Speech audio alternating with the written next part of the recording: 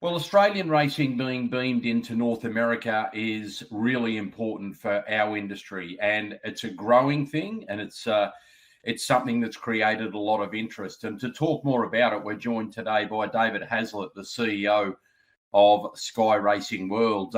David, as you join us, and thanks for your time, but a little bit like Down Under, the pandemic has actually proven a plus for you to be able to get more Aussie content into America. Yeah, Adam, absolutely. Thanks for having me, and good to talk to you. So, yeah, with the pandemic, we saw a significant uplift on Aussie racing and specifically the Aussie harness racing. And there was a couple of key factors for that. The obvious one being with the shutdown of racing in so many jurisdictions and sport. It was kind of one of the few products out there. But secondly is that we've done a lot of groundwork in introducing Aussie harness product. And with that groundwork, we had a really solid foundation. And it was great from the team down in Australia, the Tabcorp International team, the team at Sky in Australia.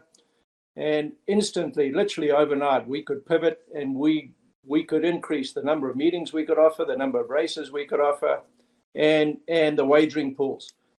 And that was a huge driver for us. And then, last but not least, it exposed the Aussie harness product to a huge audience, a much broader audience.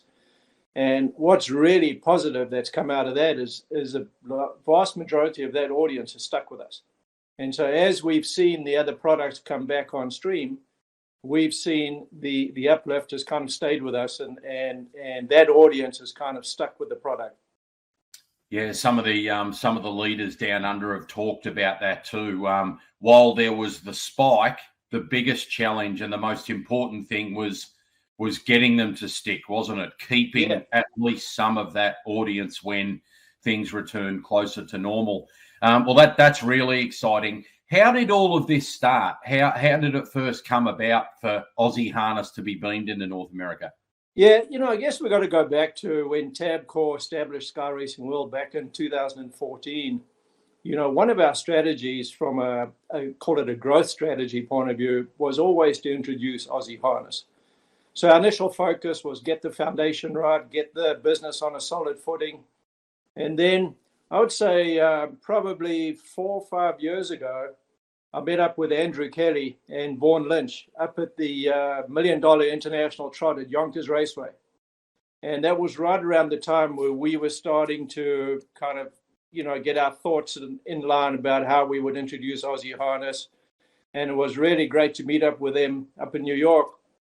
And it just helped crystallize some of our thoughts. And Andrew Kelly's done a lot of work in this market over the years, and he's been a huge supporter from day one, and has offered any support we needed in introducing it. So that was really kind of where it got the momentum.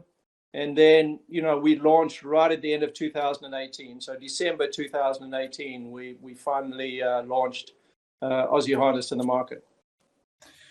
Well, that's and it's been a terrific plus. It's been a win-win on both sides. The other thing that would obviously help with awareness is the down under drivers up there.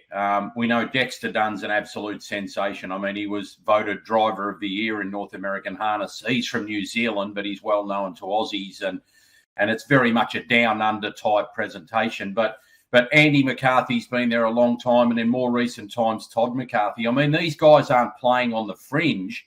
They're at the absolute forefront. They're talking about Aussie harness, and they make it easier for you on both sides, don't they? Selling it to America and also getting more content back to Australia.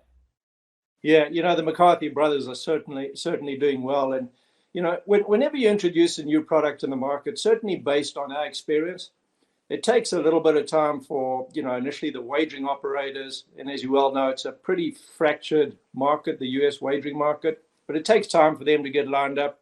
And then it takes time for the punters to get accustomed to the racing, the tracks, the drivers. So having people like the McCarthy brothers in the market doing well, it shortens that runway. and it really gets people familiar with the product. They start following the product, so it's fantastic. I mean, it's been great having that kind of push from people like that. It's helped in the market. And you have a look at the percentage of former Australian or New Zealand horses that make up American harness as well. You see the suffix on them, the N or A for Australia afterwards. Yeah. So many of our horses, even Sha Tin was Horse of the Year only a few years ago. Yeah, absolutely. I mean, it's the same thing. It makes people familiar with the product. They start following it, and then the punters start jumping in, and once they're familiar with it, they stick with it and they start following it. So it's been fantastic. Okay, just to quantify, how much Aussie harness do you take into North America? Yeah, so at this point in time, we take right around 3,600 races a year. Then at an average of around 300 races a month, and we take the Aussie harness day meetings. Yeah, and that's an interesting point, isn't it? I get why, because you have to target the windows where you're going to be able to do it justice, or the windows where there's the appetite. But I guess Aussies might be a little frustrated because most of our marquee racing, our best product is at night. Yeah, Adam, it's you're 100% correct. It's purely around the time of day. The Aussie day meetings come into this market from around 10 p.m. I think tonight's race meeting at Tamworth, I believe it is tonight US time, kicks off at 11 p.m.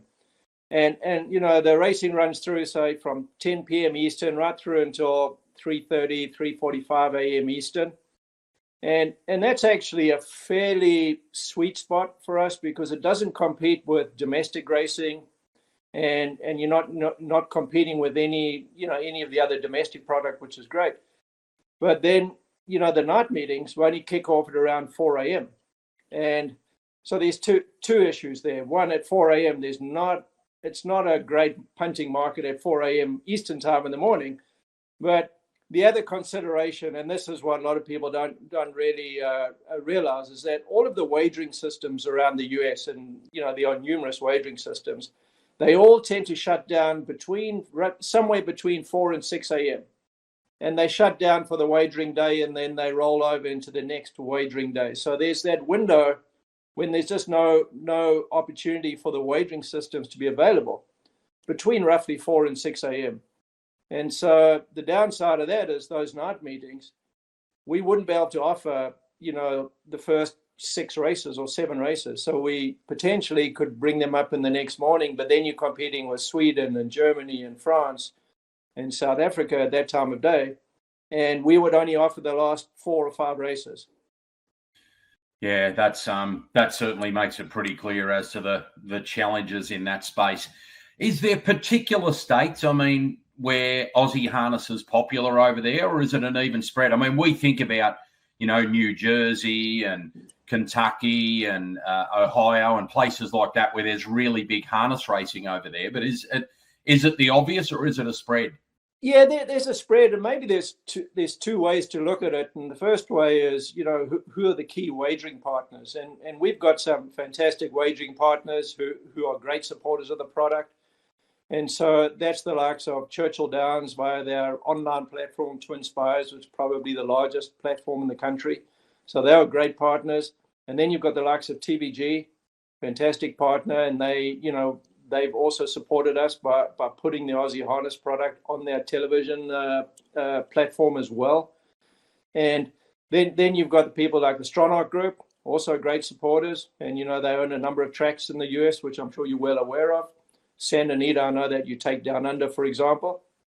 And then we have Watch and Wager, who are the operators of Cal Expo out in California. And then you've got, last but by no means least, our great partners at Woodbine up in Canada. They operate Mohawk Raceway. So from a wagering point of view, those are probably our biggest and supporters and partners. But then when we look at, where is the racing being viewed around the country, and we look at some of the data, the largest market from a viewership point of view is actually California.